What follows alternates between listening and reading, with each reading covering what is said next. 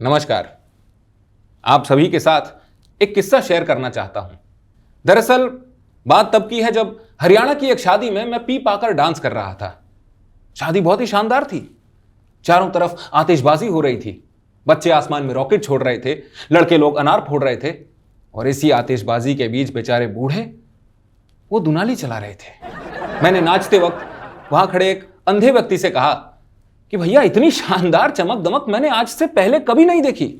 वो बोला, बेटा ये तो इस गांव में मौत हो रखी है इसलिए बहुत कम आतिशबाजी हो रही है, अगर सब ठीक रहता तो अब तक तुम अंधे हो जाते जैसे पिछली शादी में मैं हो गया था। मैंने रियलाइज किया कि मुझे उन्हें बातचीत करके परेशान नहीं करना चाहिए था, क्योंकि उनसे बातचीत के चक्कर में जाने कब एक गोली मेरे पैर में आकर लग गई। अब मैंने वहां खड़े लोगों को बताया तो सब लोग बहुत परेशान हुए। सबने सोचा अब नाच गाना छोड़कर इसको डॉक्टर के यहां कौन लेके जाएगा। तो बड़ी आत्मीयता से उन्होंने मुझसे बोला कि बेटा डॉक्टर को कल दिखा लेना, अभी एंजॉय करो, एक पांव के साथ भी तो जिंदगी चल सकती है। अगर 90 के दशक की कोई फिल्म आपने देखी हो तो दुनिया का कोई और इलाज आपको आता हो या ना आता हो, गोली निकालनी जरूर आती होगी।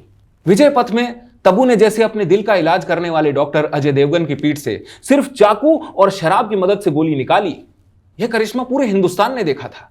मैंने भी वही लागू किया और खुद ही अपना घाव ठीक किया, क्योंकि मुझे पता था अस्पताल जाना बेवकूफी है। वहां तो जाके मुझसे कहते कि तुम्हारी टांग में जहर फैल गया है, टांग काटनी पड़ेगी, आपको दवा की नहीं दुआ की जरूरत है, वगैरह वगैरह। अब भैया अस्पताल में होने वाली धांधलेबाजी, जिसको मॉडर्न साइंस का करप्शन कहते हैं, मैं इसे बखूबी समझता हूं। मेरे अंदर एक डॉक्टर है, इस बात का ज्ञान मुझे तब हुआ जब मुझे पता चला कि मेरे सभी टीचर्स की आंखें धीरे धीरे कमजोर हो रही थी। बहुत रिसर्च करने पर पता चला कि इसका कारण था मेरी हैंडराइटिंग। स्कूल के अध्यापकों ने मेरी हैंडराइटिंग देखने के बाद कहा कि बेटा इस हैंडराइटिंग के साथ तू कुछ और बने ना बने, डॉक्टर जरूर बन सकता है। पर दिक्कत यह थी कि मैंने आज तक कोई डॉक्टर नहीं देखा था। हाँ भाई, मैं राजस्थान में उस जगह रहता था जहां से शहर आने के लिए आपको 2 मरुस्थल, 2 आदिवासी एरिया, 3 रेड लाइट एरिया, एक बड़ा अरावली पर्वत पार करना पड़ता था। हम लोग दिन में 10 बार मुर्ग मरीचिका से पानी जरूर देख लेते थे, पर सालों तक कोई डॉक्टर नहीं देख पाते थे। डॉक्टर सारी दुनिया के लिए भगवान का रूप थे, पर मेरे अंदर ऐसी फीलिंग थी जैसे कि वो मेरा एक एक्सटेंशन है, क्योंकि मेरे अंदर एक डॉक्टर तो था जिसका क्लिनिक कभी भी खुल सकता है, बस जमीन भाड़े पर लेने की देर थी।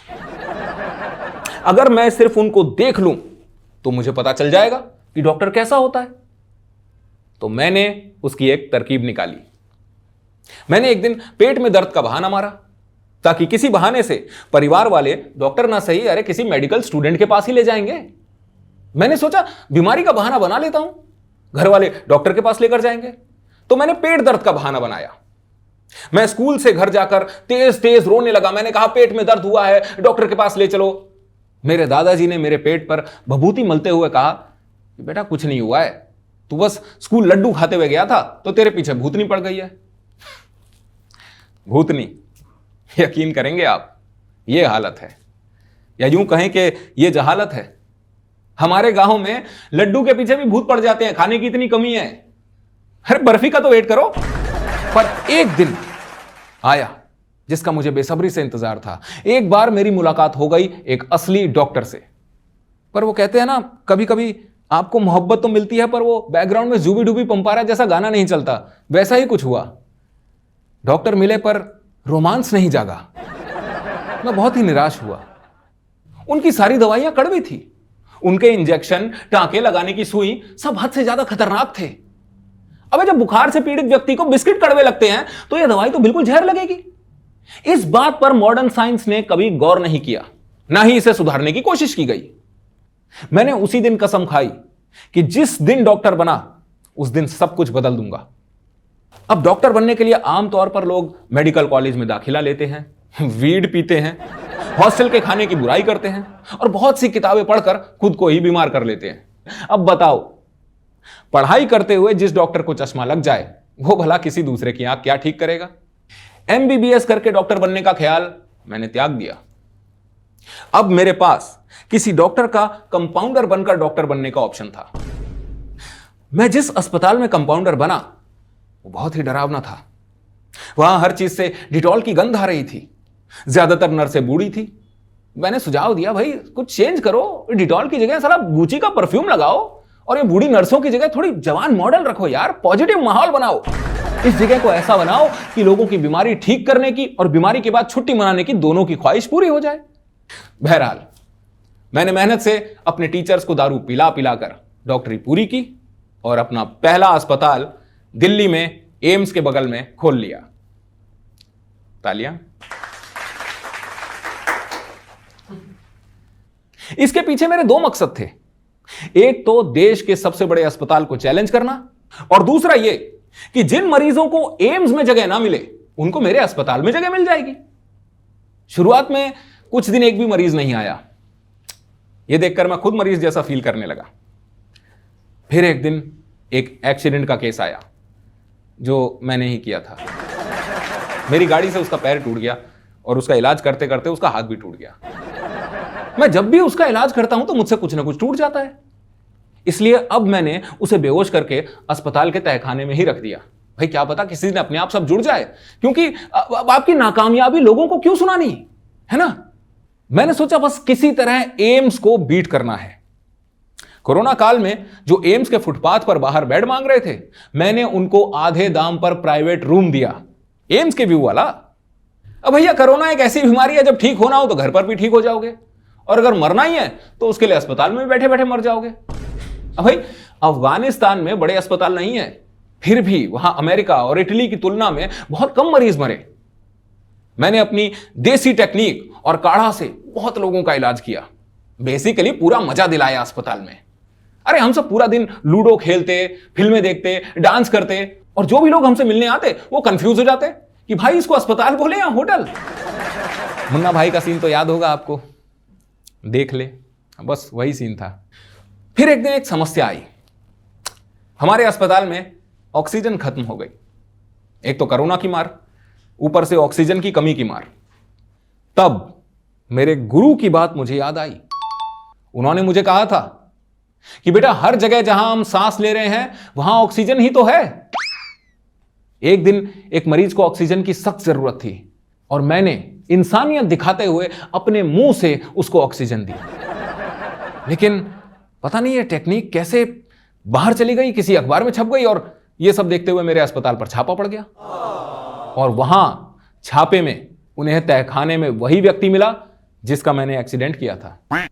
उसके शरीर पर इतनी पट्टियां थी कि पुलिस ही उसको देखकर डरकर भाग गई। उनको लगा कोई इजिप्शियन मम्मी है। फिर उसको बाहर निकाला गया और मुझे जेल के अंदर डाला गया। अब जेल में मेरी जमानत करवाने आया वही व्यक्ति जिसे अस्पताल के तहखाने में रखकर मैं भूल गया था। उसको वहां पड़े पड़े बोधित्व की प्राप्ति हो गई। लोग वहां उसकी पूजा करने लगे। जब उसे मेरे जेल में होने की खबर मिली तो वो सारे काम छोड़कर मेरे पास आया और बोला कि मुझे बोधित्व की प्राप्ति कराकर कहां चले गए आप। उसी ने मेरी जमानत करवाई और मेरे पैर छूकर मेरा आशीर्वाद लिया और कहा, दुनिया आपको जो भी बोले, मेरी नजर में आप एक गोट हैं, ग्रेटेस्ट ऑफ ऑल टाइम। मैंने सोचा अब यहां से अस्पताल जाना एकदम बेकार है। मैं भागकर अपने गांव आ गया। गांव वालों ने मेरा स्वागत स्वदेश के शाहरुख खान जैसे किया। उनको लगा मैं शहर के बड़े मौके छोड़कर उनका इलाज करने आया हूं। मैंने भी उनको यह नहीं बताया कि मैं कोई मसीहा नहीं बल्कि शरणार्थी हूं। वहां जाकर मुझे लगा इन लोग का इलाज कर देता हूं। इन लोग को ज्यादा से ज्यादा क्या होगा, अरे छोटी मोटी दाद खाज खुजली की प्रॉब्लम, अरे पेट में दर्द हो जाएगा, इससे ज्यादा क्या होगा, वो मैं हरे पत्ते की गोली से ठीक कर दूंगा। मैंने यहां एक प्रयोग करने का प्रयास किया जिसे मैं कहता हूं ईस्ट और वेस्ट का मिलन। वेस्ट की कड़वी दवाई को चीनी और शहद से मीठा किया और मरीजों को गंडे ताबीज बांध दिए। जहां दवाई काम नहीं करेगी वहां ताबीज काम कर देगा। अरे ताबीज कोई अंधविश्वास नहीं है दोस्तों, ऐसे मत देखिए मुझे। ताबीज एक ऐतिहासिक विश्वास है जिसे हमारी सभ्यता हड़प्पा काल से लेकर चलती आ रही है। पर मेरी प्रॉब्लम तब बढ़ने लगी जब मेरे पास एड्स, जापानी बुखार और कोरियन बीटीएस के मरीज आने लगे। अरे जिस गांव में अभी तक रेडियो नहीं आया वहां पर यह विदेशी बीमारी कहां से आने लगी। मैं इस पर रिसर्च करने के लिए शहर चला गया। जब मैं शहर से वापस आया तो मेरे गांव में एक एम्बुलेंस दिखाई दी। मेरा खून खौल गया कि मेरे ग्राहक लेने ये कौन आ गया। मैंने सोचा यह एम्बुलेंस मेरे लोगों को कैसे लेकर जा सकती है। मैं भड़क गया। फिर गांव के लोग आए और उन्होंने मुझे शांत करते हुए कहा कि बेटा, यह एम्बुलेंस तुम्हारे लिए आई है क्योंकि यह बीमारियां भी तुम लाए हो। मैंने उनकी बात मानी और हमेशा के लिए गांव छोड़ दिया। मेरी हालत बिल्कुल लगान के भुवन जैसी हो गई। इस ऐतिहासिक जीत के बाद भी मेरा नाम इतिहास के पन्नों में कहीं खो गया। खैर, अब मैं आपसे विदा लेता हूं। बहुत बहुत नमस्कार।